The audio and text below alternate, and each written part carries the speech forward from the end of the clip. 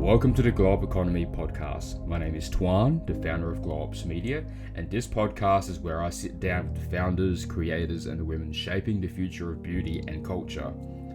We talk presence, identity, story, and the systems behind influence. If you're building a brand, a body of work, or a world of your own, then you're in the right place. Welcome to the Glow Up Economy. Welcome to the Glow Up Economy podcast. My name is Tuan, and the topic we're going to dive into today is a bit of a different layer from the Glow Up conversation, the things which we don't usually talk about publicly. So we're going to talk about how a lot of high-performing individuals, right, can look strong on the surface, maybe composed, maybe successful, but underneath carrying a lot of internal pressure, which no one really sees. So we'll be diving into areas like, first, high function depression, identity integration. Is ego really the enemy? And how do you really embody strength without being imprisoned by it, right? So I'm joined today by Lena, who is a health and wellness coach and embodiment guide, and someone who lives at the depth and the edge of ambition, spirituality, and the embodiment of the human experience. So great to have you. Thank you for having me. Amazing. So you once wrote about how strength, when unseen, becomes kind of like a prison, yeah? So how does it actually show up in real life? Oh, okay. Achievement, really. Success. I think I speak from my generation, so I'm 41. And, we've gone for so long trying to be recognized for what we can achieve in life, that it's almost got to a point where that we do identify with it. Yeah. And then we just continue saying yes, yes, yes. We really didn't have the tools early on, like our newer generations that have that information that's accessible for us to access, to identify, bring that awareness piece. So I particularly see in my generation, what are we, like the Gen Millennials? Millennials, yeah. Millennials? Yeah.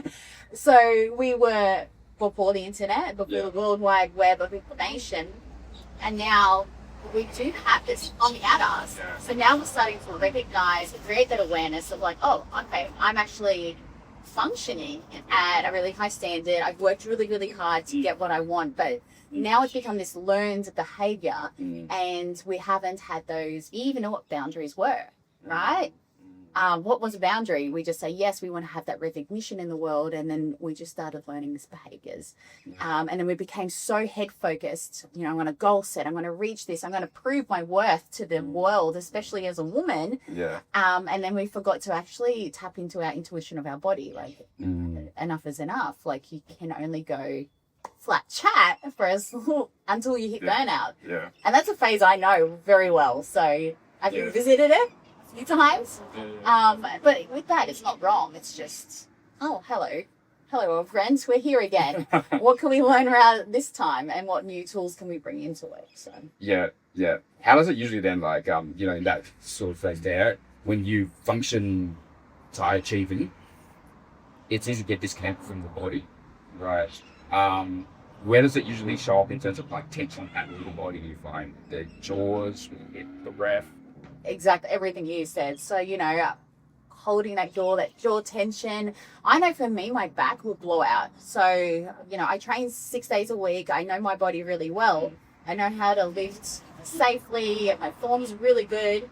But as soon as my back goes, I'm like, okay, what is your body trying to tell you? Yeah. And then I just literally have to pause and go, okay, where am I holding? Like, what's the stress like? Where's my resources? And what are the demands? And more often than not, I've got way too many demands and not enough resources. And my body is the thing that tells me, like, hold on, slow down. Some people will get indigestion. If we're really looking into it, like, your throat could be closing up if you're just saying yes, yes, yes, and you're not actually speaking your truth. So you might have some like throat issues, and that sounds like being able to express your boundaries. Yeah. So it's very individual. I know that men have a lot. They hold a lot in their shoulders, like the world is kind of on them all the time. So that will show up in that kind of just the way. But like our body is way smarter than our minds will ever be. Like I always say like our minds will convince us the sky is purple if we allow it, and then we'll be like, yeah, it's purple. It's not purple, but our bodies will always know. And somewhere along the journey of this like high performance striving to achieve and have that validation of like I am enough, we've got to bring our body along for the journey. And then so I would say like find that wisdom, come back to your body first, find that relationship, feel what it feels like for you, and then bring in that awareness prerogative space. Interesting. Why do you think a lot of like people, it's easy for a lot of people for us to spot say these things, but particularly with high achievers, why do you think it's so difficult to even receive or even ask for support? Well, I think it's just it becomes like a learned behavior, but also where are you getting validation for doing those things? And can you feel your own validation in other aspects? So, and I love goal setting. For me, it's exciting. And when I hit it, I'm like, yes. But it comes back down to, like, I'm always trying to attach myself, like, is this aligned with my values? And why am I chasing this goal? Because some goals are fantastic, but I want to achieve the ones that really hit home for me. And that's going to be different for everybody, and it will leave you feeling energized rather than depleted. So if you're like, yes, okay, I want to hit that next target at work or do this, but you're not passionate about it, there's no joy in it, that's going to lead to burnout. But if you have a really strong why at the foundation of why you're going, that goal will leave you energized and wanting more, and that will bring life. So the hustle, I think, is not necessarily a bad thing, but how's it going to fill your tank up while you hustle? You know? And it's coming from a place that truly nourishes you versus a goal that, as you just tied back earlier, about validation, where you're getting validation from. And maybe at some point, and it's different for a lot of people, it becomes like this fuel that kind of gets you going for a little bit. But is it like sustainable, right? Can it integrate with all the other areas of your life and so on? Exactly. You mentioned something about might ruffle some people's feathers, but ego is not the enemy, right? Which could be controversy, I guess, especially in spiritual communities. Like, what do you think a lot of people get wrong about that? I think at the core, and like for me, my spiritual beliefs, and they're not right or wrong.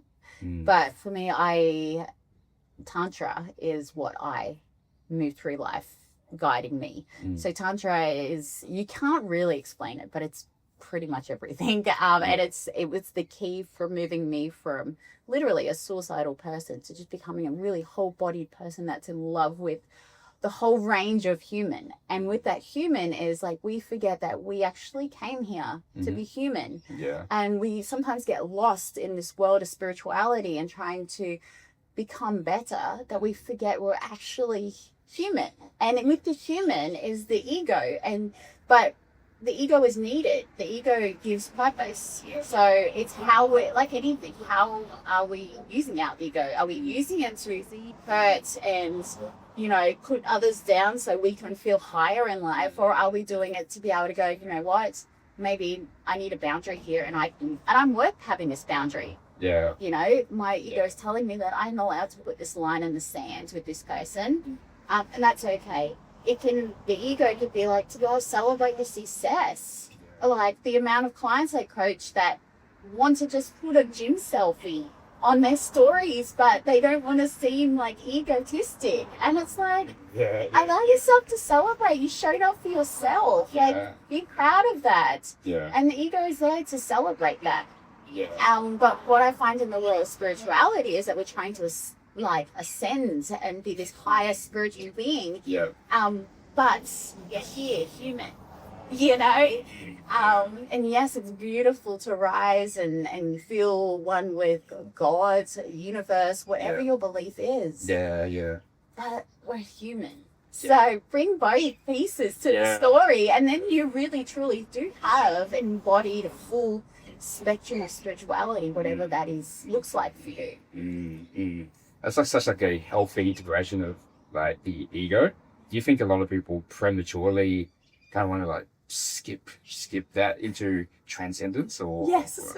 Yeah. Look, Yeah. I know I've had some beautiful experiences with transcendence, like for Tantra for me as well. Like, a lot of my work really has been done in the sacred sexuality field. So I remember my first experience, which was like life altering. And, you know, I did have that moment where all my chakras aligned and my energy, and I sublimated it. And, you know, I literally was looking at my beloved, and he was God. And I felt like I was making love with the universe. And then I was riding that high. I could feel that buzz every part of my body for months after. How could I not want to feel that in everyday life, right? And it is possible, but not at that level of potency, because, again, it's human. We're human, and we have mortgages to pay, and we've got kids to raise. So I think as well, once someone might be attend a retreat where that energy in that space is so potent, and they feel that for the first time, it's like it's almost like a drug. It's like, I want to feel this all the time. So how can I get there as fast as possible? But the reality is you need that foundation first to be able to build upon that. So that transcendence can be like a drug, and it can make you forget about the worries and you know, mental health issues or the obstacles that are coming. But then you have to ask yourself, am I using this as a way to bypass? Such a common thing about people like spiritually bypasses in order to avoid as accountability and the foundations underneath those things. And I love the vehicle and the lenses that you use of Tantra through to move through the body, in every aspect and so on. Do you think a foundation to reach these states is safety, or? Safety is the fundamental foundation of everything. I think safety in relationships, like how you want to be with your partner. If you want a beautiful, rich, full a relationship where you can be held in all the spectrums and colors of who you are, safety is required. If you want to have beautiful lovemaking where you do maybe get to make love with the gods and the universe, you need to feel safe in that. If you want to be successful in your career, you need to feel safe in your body that actually my voice matters. I can speak up here. I can be an authoritative person. And so for me, safety is the foundation of everything. Everything in life, but not safety out there. Like, it's your responsibility to make it safe. And I think this is the piece where a lot of people miss. It's like, okay, we've got this great tool of awareness now, we've got the education out there, but we're now missing the accountability and responsibility of ourselves. So it's like, actually, it's not your job to make me feel safe. It's my job to make myself feel safe. And then when you do cultivate that safety within, it's amazing how the world will resource that. There's just something that is like energetically out there, like you be feeling, right? She's safe enough to say no to me. She's safe enough to put boundaries in. She values herself and safety to not put herself in situations. Are there like still shit cunts out there? Yes. But again, it's like we do this work on ourselves, and but we can't control everyone out there. We really can't. And bad things will still happen. But can you hold yourself in that storm? And that's where safety comes. Time to that. Do you think, just tie it back to disciplined, really high achieving people, particularly women, why do you think they struggle to soften? So I always like to think of like try bring, and there's so much confusion at the moment about the masculine and feminine, right? So we have been in our masculine for so long because we've been trying to be seen in workspaces. I've spent most of my career in male-dominated spaces. Like, I was in the Navy, I went into mining, I'm in construction now, you know, like, so I've been surrounded, and it is getting better. But at the beginning, it was really hard to be seen for my value as a worker, than beyond my gender. So, you know, we work so hard to be seen in these spaces in our masculine as well. Masculine, he's the doer, he's the the one that will speak up, he's driven, he's logical. When he's embodied. When he's not, when he's in his shadow, he can be, and this happens a lot as well, can be very dictator. You know, so there is two sides to the masculine and feminine. And again, it just becomes this learned behavior. So with softness, like the feminine, she brings play, she brings radiance, nurturing, things that we haven't seen in a lot of the time, that's okay to be a female and bring that into the workforce. You're like, you know what, I can care about my employees, about being soft. You know, I can speak up for myself, and my voice does matter. But I can do it in a way is actually a nice human. You know.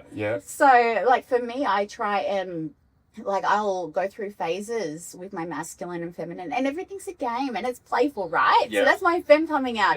This whole world of personal development has gotten too serious. It really has. It's like we want to fix ourselves. Something's broken. It's like nothing's broken. Let's just play with it. And that's the scary part, hey, that from all this work, right, all this self-improvement, but underneath that, what if it's okay and you are always okay and you are always beautiful? That's terrifying to a lot of people to hear that. It is, right? Because then is everything's out, like everything's here. It's not the problems out there. Like I am actually okay. I'm okay in my messiness. Shadow work was the big thing that really brought that in for me, because like it's great to be high vibes only, you know, hashtag all these cool quotes. And you know, you will see it, like I love Instagram, I love social media. It's a great tool for connecting and learning and just allowing your curiosity to run rampant and dog reels. But we see this polished version of what healing and growth and personal development looks like. And it looks amazing, and there's some really great marketing campaigns out there. But I have seen some tremendous humans that don't have that are more embodied in their experience of life. And shadow work taught me that it's like, it's great to have that fancy high vibe thing.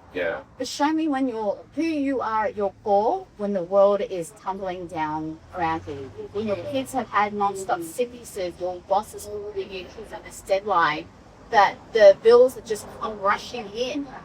Who are you in that moment? Who are you when your partner breaks up with you? Are you going to just like have this bratty tantrum and go, how am I going to hurt him or her? Or are you going to hold yourself again and be like, okay, how did I show up in this relationship that caused this?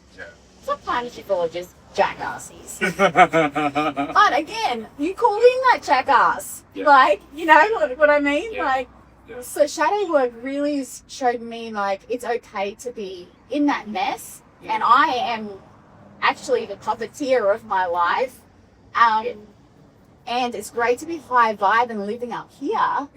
But this only goes as far as you will allow yourself to go into the darkness and meet yourself in there. Like, you know, yes, I can be narcissistic. Yes, I can be toxic. Yes, I can be a bitch. And when you start to really get into that and go, how does that show up for my life? Does this serve me? Do I want to be that human? You can actually start going, okay, you know, like, I'm going to fix this area because I don't pretend it doesn't exist. And all those things that you hide in shame and judgment are a really, really big piece.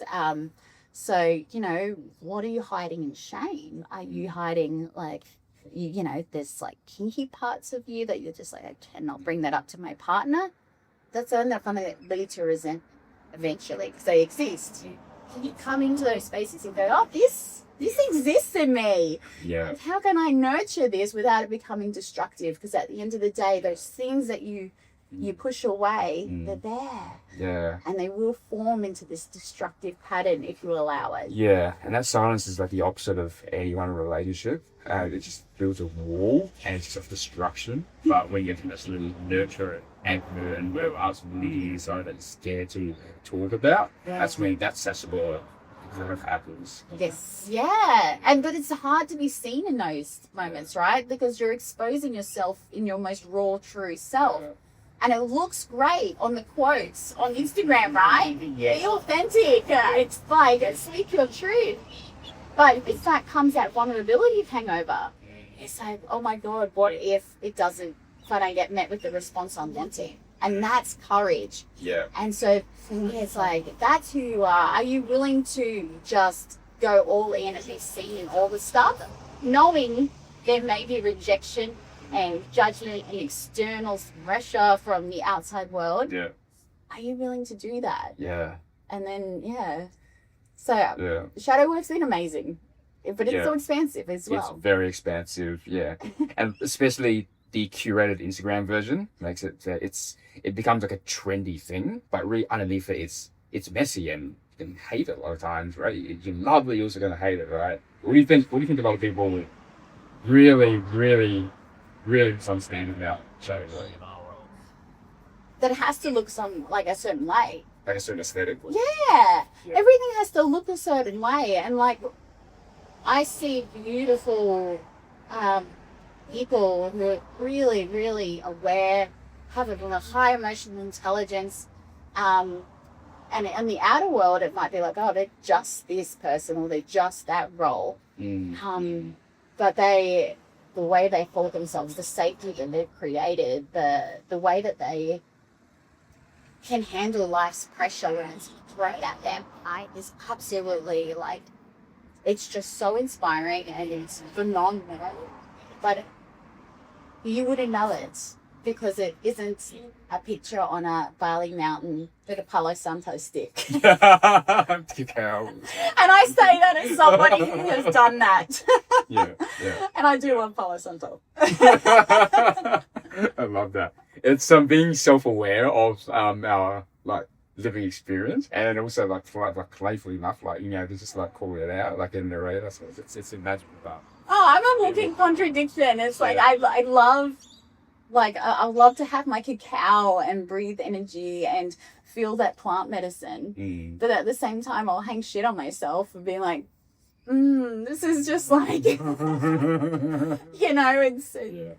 But again, everything comes back to just being able to be human, right? Yeah. We're human. We're meant to be silly. We're meant to be messy. Yeah. We're meant to play. We're meant to stuff up. Yeah. And we will go through those periods of depression and anxiety, and it's okay. It's as if we start putting so much meaning of like, this is who I am, rather than this is just a phase I'm going through. Yeah. And I'm going to nurture myself through this, and it's okay. It's not who I am. And I guess that brings back the almost one part of play is just kind of seeing it an exciting part. Yeah. So I think we become a society now where everyone's just so obsessed with certainty, right? Control and so on. But there's a bigger part of people think of life maybe at the beginning of life and at the end of life, or whatever version of quote make it is. Yeah. But then there's all this life in the middle, which is so messy. Right? They call it the messy middle, but that's just really life. But when people think about it and they associate with it, it almost feels uncertain or scary. And then the mind and the body like to scramble for like, rituals or routines of control. Yeah. But really, you can kind of see that's just exciting and just being certain in the uncertainty. It's just going to rain and hail and shine and good stuff, right? Exactly. Yeah, I think with the like, I love control, like my masculine, he's like, yep, I love to have my structures in place. Yeah. And I live a very busy life. So a normal day for me begins at 3 a.m. It doesn't finish to 9, 5 days a week. And then I've got athletes as kids, so weekends are sports as well. And so it's like, I do require that structure and that certainty. So I'm like, yes, this kid has this training here. I've got to be at work here. My morning routine, like my workouts are here. Like there is a lot of structure. But within that, there is also like, okay, there needs to be time for play. Yeah. So, acknowledging that, like, yep, that certainty, I can meet all my demands of the week. Now let's bring in uncertainty. I schedule out pockets of time for like, whatever. Like, let's bring it. If someone's going to call me up, say, hey, let's go out for a sail. I'm going to go for a sail. Let's go have a round of golf. I'm going to have a round of golf. Yeah. But again, it's that balance thing as well. And and balance in life. Yeah. Balance in certainty and uncertainty, balance in structure and unstructured play. Yeah. When we think, so you think we've got to have it together all the time when you don't. Again, when uncertainty shows up, that safety piece comes back in again. Yeah. Can you hold yourself Yeah. in that nothing's gone to plan right now? Yeah. And that's okay. Yeah. So we're Yeah. just gonna work through this. Yeah. And yeah, I think I get to a point where it's almost like it's missing a Clayford game point. You take it too seriously. Like, yes, I love my structure, a lot of my routines and stuff, but if it doesn't go to plan, there's always tomorrow. Yeah. Yeah. Yeah. And I'm so grateful that there is tomorrow, because I get to wake up and do this again because someone else won't. Yeah. You know? When you sit and you really sit your guys there, wow. It becomes this exciting, fun, beautiful game of life, and you just have to accept it and so on. Yeah, I think for me, I've lost a lot of friends early on in life.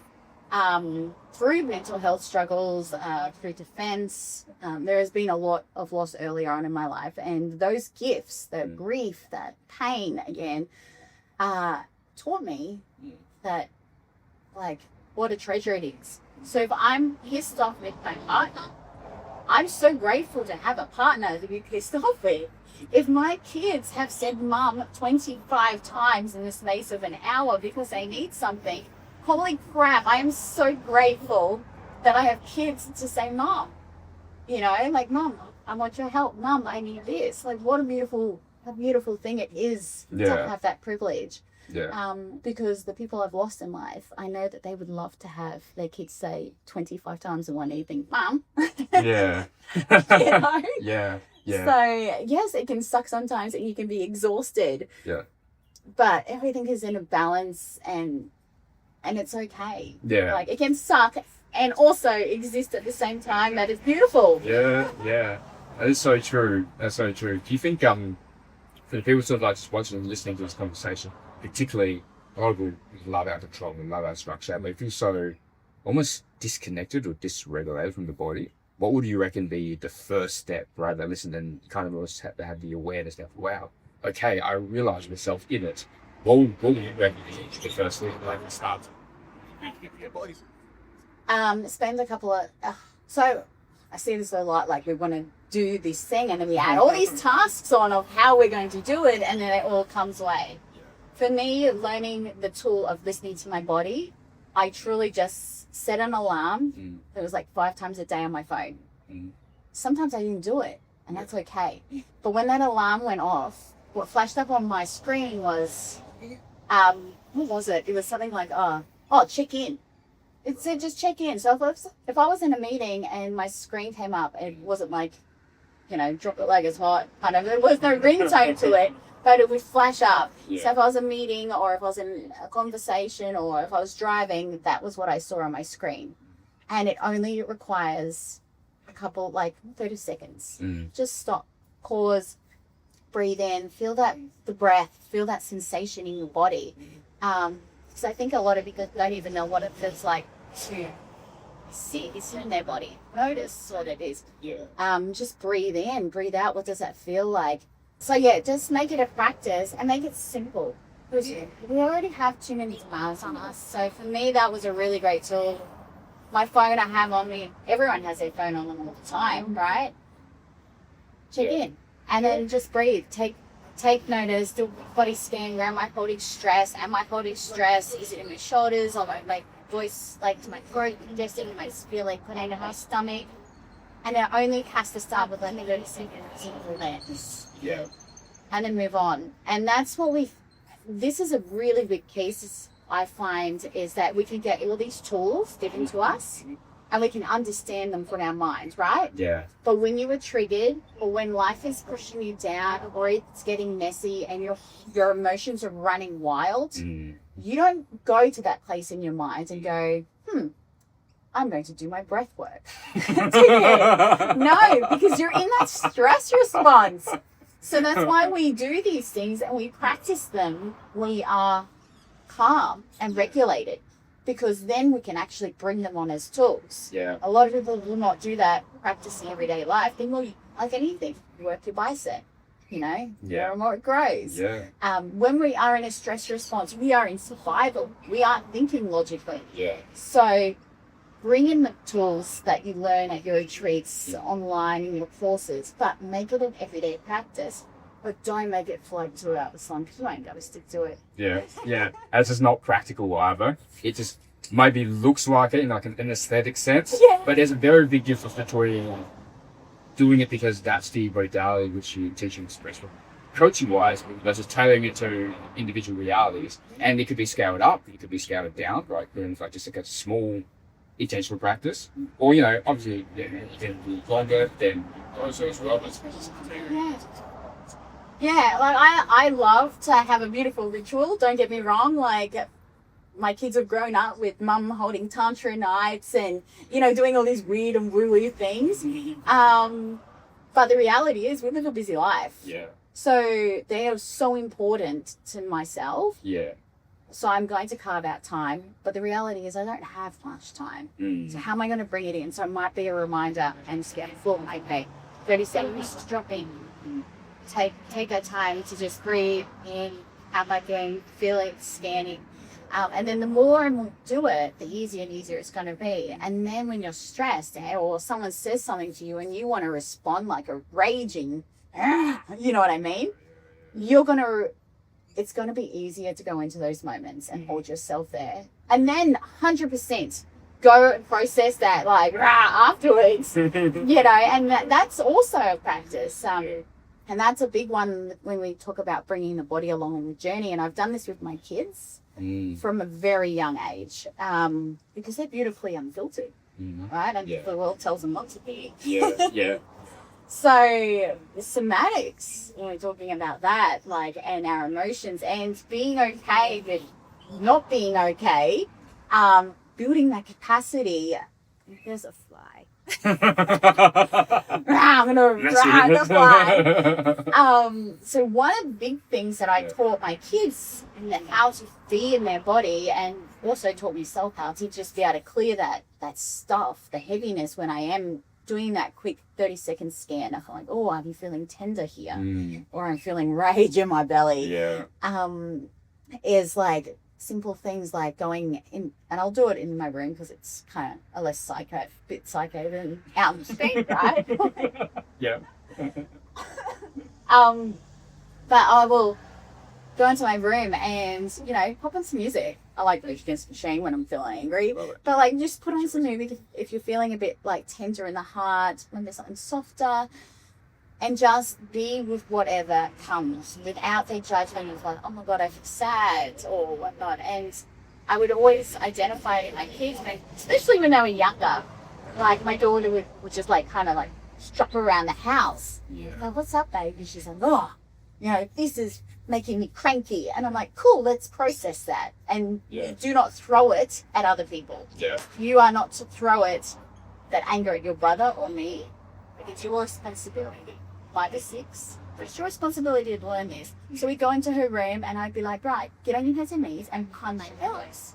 Like, just get wild. Feel that anger. It's there for a reason. There's a reason why you're feeling it. And she would sit there and she'd just like, and it was so beautiful to see like a 6-year-old just fully express her truth and the fact that anger's okay.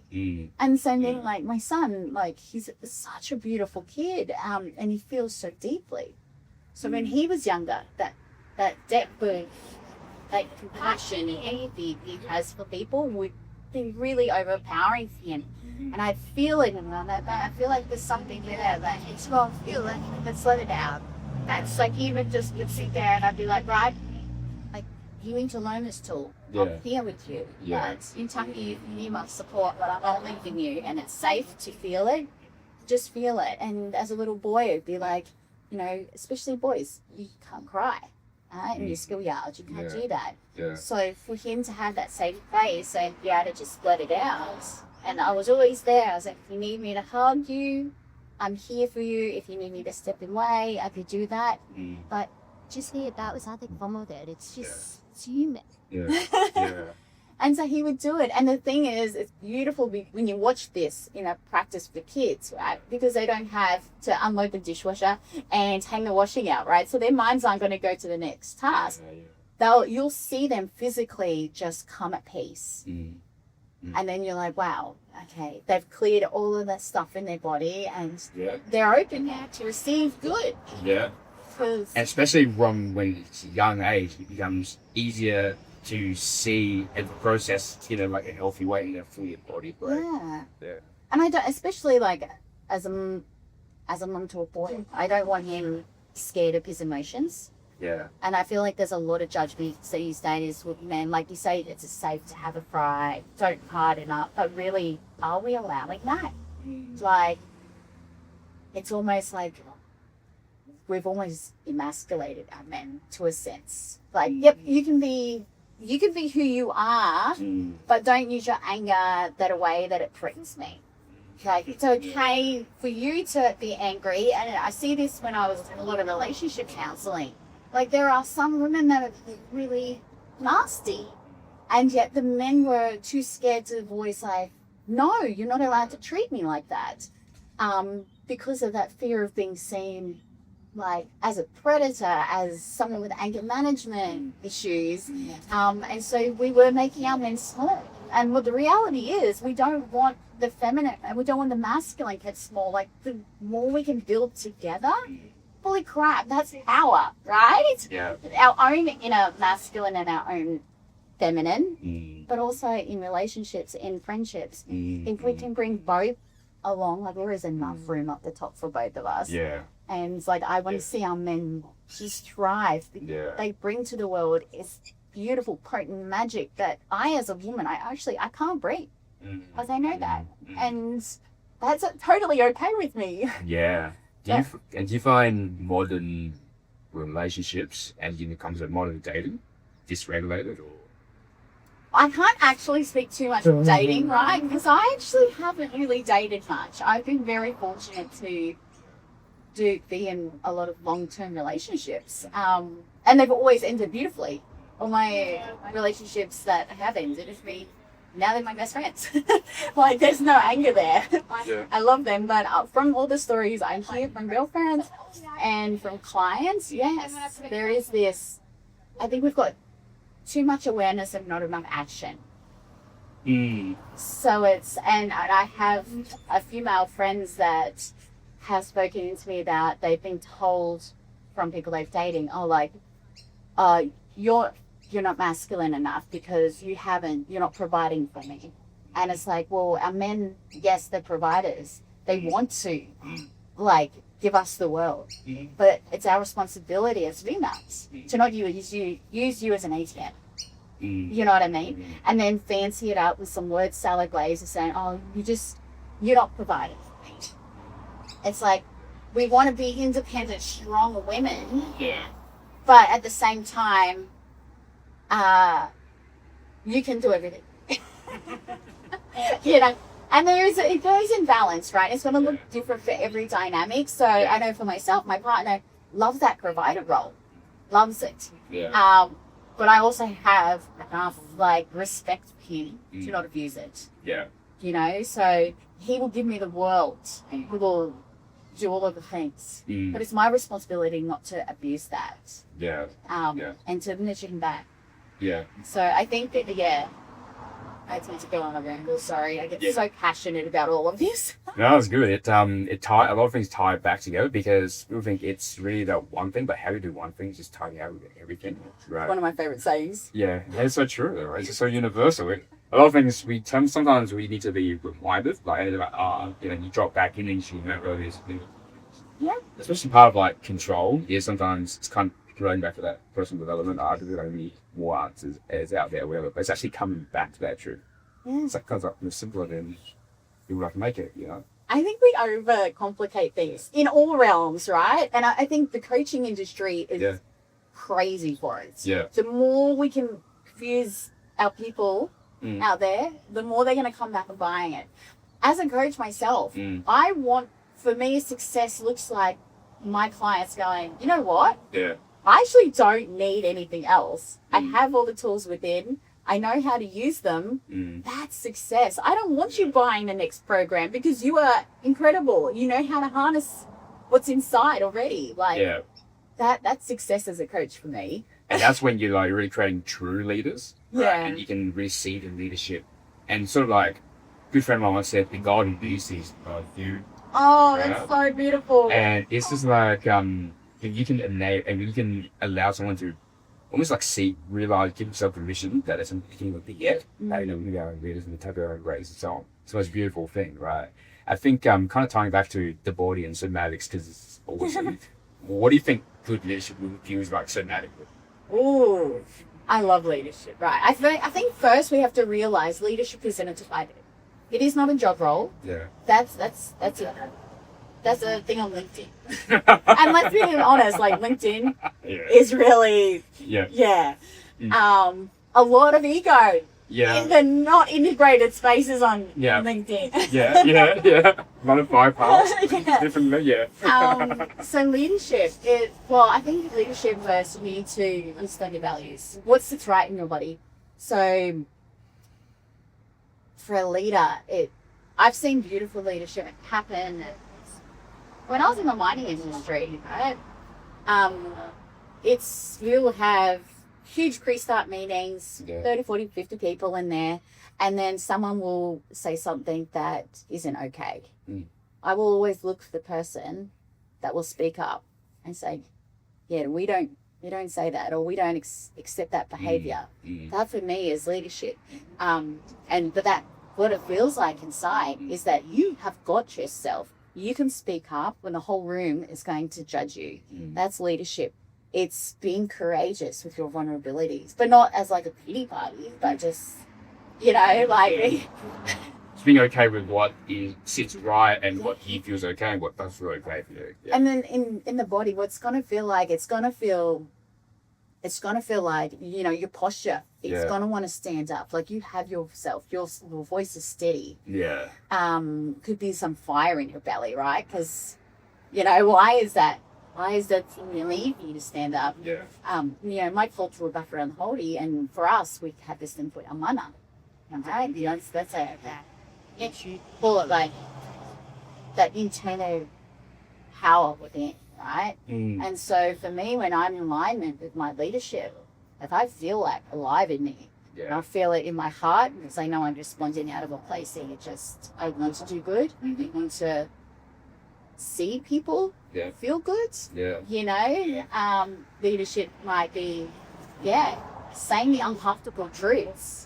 And going, I've got myself. And it comes back to safety again. Like, am I safe to hold myself if they say it's wrong? And it's okay if they say it's wrong. Because I've got myself, right? And I think that's like come down to my whole journey has been about like being the leader of my own life. It's slightly different what like great leadership looks like for everyone, right? It might be we're all different strokes, different boats, right? Yeah, exactly. Do you think kind of coming back to what would you say younger Lena, right? Looking at yourself now with the journey you've been through, right? The integration, the shadow work, the tantra, everything. This would be an interesting tangent, but what do you think she would misunderstand about the current version?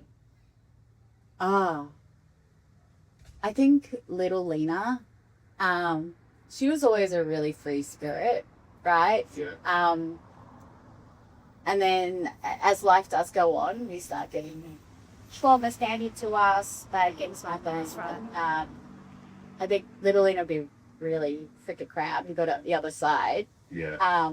But I actually think she's kind of really alive now in me, and she is thankful. Like again, it's like that playfulness before all the life stuff happened. She was free. She was silly. She tried 1,000 different things, and I do that now. And so I really feel like my inner child right now is alive, and she is having a great time. And she does look and go like, thank you for going through the swamp. Yeah. Thank you for that courage to speak up, and thank you for doing the work, laying that foundation, not going the easy route. And the biggest thing I think as well, the one thing I know that she'd be proud of is like, you know, as you're a teenager, you kind of get insecure. You know, where is my place in the world? I remember even from an early age, like, who am I? Like, who am I? And I, my dad actually used to say, like, spend time with yourself. He's like this is a dude that doesn't use the internet. Like, he has been day one, him. And, you know, he's always had his own, like, path, his own goals, his own way of doing, and it's always been different. Yeah.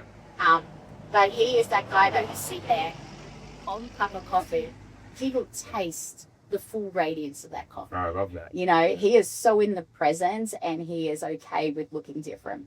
And he's probably been my biggest teacher in that. At first, little Lena was very rebellious, like, just let me make my own mistakes. I've now got children that say the same thing to me, and I'm just like, okay. But that insecurity piece was a big one for me, because in an era that we were told as, like, you know, your fitness like being in the fitness industry, like, women need to be smaller. Yeah. You know, I biologically, like, I'm a moldy girl. You know, we built strong, we built solid, and that was the biggest hang up. So I really made myself small. These days, I'm just like, hey, I am who I am. Yeah. and I'm really happy, and I think she would be really happy with that. So I think that would be the biggest thing that she'd be proud of, is just like, you're just really, really being you. Yeah. And it's okay. And I get judged. 100% I get judged. And I remember, like, the pivotal place for me when in terms of healing and growth and development of myself was, like, it literally came from trauma. Like, I got to that point in my life where I had experienced back-to-back multiple very savage, very horrible traumas, and it led to me to literally ending like setting up to end my life. It's in that moment when a male friend of mine came, and I didn't visibly look like I was going to do what I was going to do. Yeah. Like, we become these beautiful, I've got a mask on, no one can see the pain I'm hiding, right? He is so good at that. But the somatics of him, right? He walked in and he knew something was not okay. He didn't know out the back that I was actually preparing to end my life. But he trusted his gut, listened to his body, and said, do you want to go for a donut? And that's when my fascination and love for donuts began. Long-lived carbs and chocolate with sprinkles. Yeah. But it was him listening to his body, knowing that even though my face was smiling, there was something not okay in that moment. And that gave me that circuit breaker long enough to know, like, okay, we're actually, like, what else I actually want to do? And so after that, before Instagram, before TikTok had all these educational reels on trauma, like, it was a very slow process. But the more and more I went into it, the more and more modalities I discovered. And at the time, I was living in a very remote mining town. And then kind of, I had to learn how to deal with judgment, because I was a weird woo-woo girl doing weird woo-woo things. Yeah. And it was so out of the box of that, you know, everything gets amplified when you're in a town of 3,500. Right? Everyone's in everyone's back pocket. And so I had to develop that skill of being okay with who I am, with so much judgment. And you see the same people at Woolworths as you do at work, as you do at the gym, as you do at the mums groups. It was everywhere. Yeah. But it was a beautiful gift, because I had to learn how to create the safety within myself, to hold myself while the world was judging me. And I think as well, little Lena would be proud of that, because she couldn't do that at high school. She conformed so much. But with that conformity, eventually after I went through so much heartache and trauma, I went into conformity because it felt safe. And that's the thing. It felt safe, but it wasn't safe. So, yes, it felt safe, but there was a part of me that is dying. Yeah. And it was. I'd given up. Yeah. And when it was like, okay, I can conform into how I should be, or I can learn what feels good for me. and sees me thrive, and it's gonna look different than everyone else, and I have to be okay with looking different. I have to be okay with being labeled a weird woo-woo, or having people talk about me, or the room quietening as I enter, because they were obviously saying something.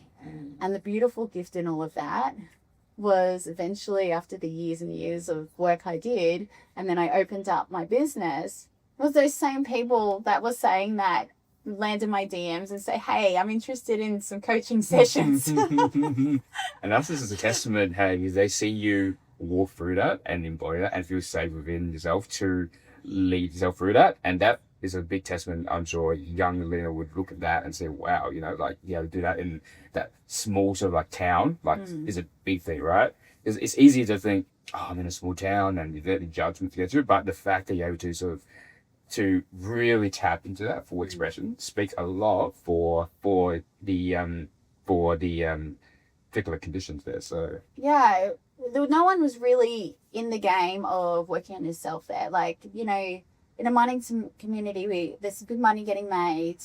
There's beautiful people. Don't get me wrong. It was an amazing community, especially as a young mother raising my children, letting my kids have like independence and like a child that they could go out and play on the scooters. And, you know, it's such a, and I'll always be thankful for it. But in the terms of being who I was, the environment, and you see this a lot, it's like our environment shapes who we are. And that, yes, to a certain extent, but sometimes people use that as an excuse. Yeah. Right? So I didn't have an environment that supported me, but I knew it was literally life or death. I can't change my environment right now, but what can I do? And so that's when I was like, right, the internet started happening.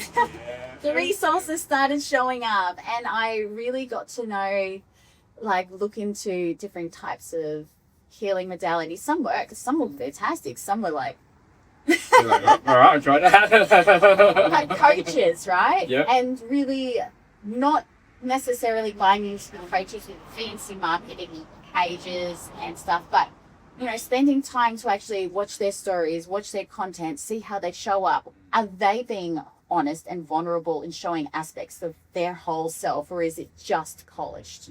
So I wanted the ones that were okay with being real and gritty, and a little gangster. Yeah. And so then I would look at to that. And so whilst my environment immediately didn't support me, I brought in some resource from outside. And unfortunately, like, it doesn't come cheap either. Like, but it's again that self-worth piece. Am I worth spending this investment? And there was, like, I can honestly say sometimes it was a stretch financially, but when you make a decision and then you're like, okay, I'm going to make this work. And so you do. Yeah. I did nothing. There was never excuses. It was like, again, life or death.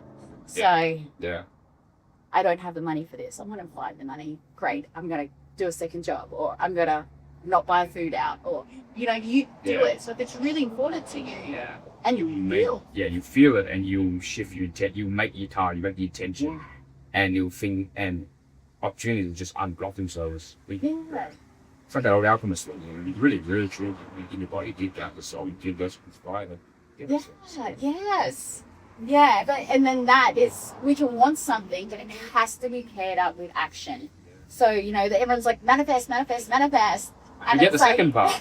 You can manifest to be blue in the face, but, you know, you're actually taking actions towards those things, having a plan, right, with accountability and stakes, then nothing really happens, right? It'll just become spiritual bypassing and so on. You know what? It just keeps this keeps like just, it all connects, right? So, you know, you're masculine. He's going to make you a plan to get there. Well, the feminine is playing and going, yes, I'm going to dream up this beautiful next stage.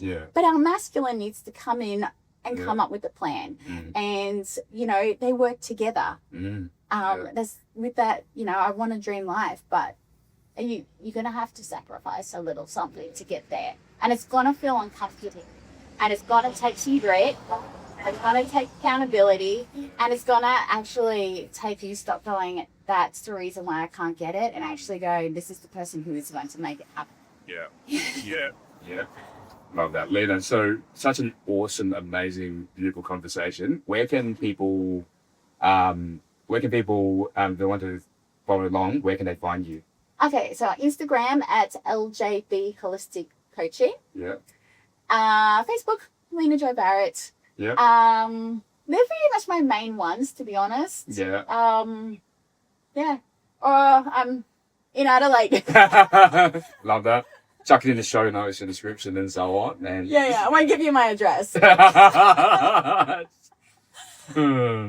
yeah, thank you so much. I know that we came in with an intention of like going to talk about somatics and high performing leadership, but like I think at the end of the day, it is a whole spectrum of things that make us up who we are. Yeah. There is no right or wrong. Yeah. And I think that's like, we don't do personal development right. Like you just go with the flow. Yeah. You know, and everything's in balance, you know, our masculine, our feminine, our mental, our body, like everything needs to be in balance. And I think if we just let go of how things should be and just, ride the wave. Yeah. Then it just happens, you know. It does, yeah. And trust yourself. Number one, create that safety within. Trust yourself, and the rest is so much easier. Love that. All right. Thank you for being on. See you in the next episode. Hey, thanks for tuning into the Glow Up Economy podcast. If this conversation landed with you, then share it with someone in your world who's building their own glow. And if you want to explore these stories deeper, then you can find the full features and the spotlights at theglowupeconomy.com underneath the spotlight, the magazines, and the podcast show notes. My name is Tuan, and this is the architecture of modern feminine power. And we'll see you in the next episode.